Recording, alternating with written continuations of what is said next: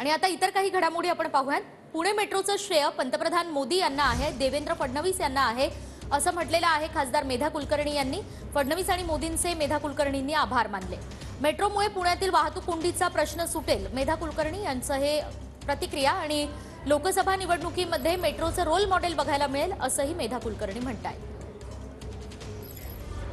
Ruby hall ते रामवाडी इथपर्यंत metro मार्गिकेच्या 3 हिचं उद्घाटन जे आहे ते देशाचे पंतप्रधान नरेंद्र मोदींच्या हस्ते होते। आपण पाहतोय की मेट्रो मार्गाला या ठिकाणी आकर्षक अशी फुलांची सजावट जी आहे ती या ठिकाणी करण्यात आलेली आहे। आणि आपण पाहतोय की या ठिकाणी खासदार जे आहेत तरी तुम्ही उद्घाटनासाठी पोहोचलेला आहात। आज मेट्रो 3चं उद्घाटन होतंय।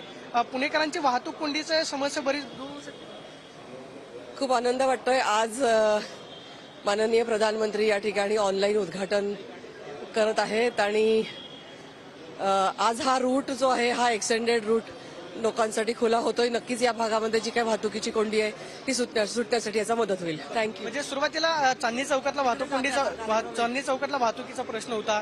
शहरामधली अंतर्गत वाहतूक कोंडी जी आहे ती यामुळे बरीच दूर होणार आहे ज्यावेळेस पूर्ण सगळी मेट्रो सुरू होईल।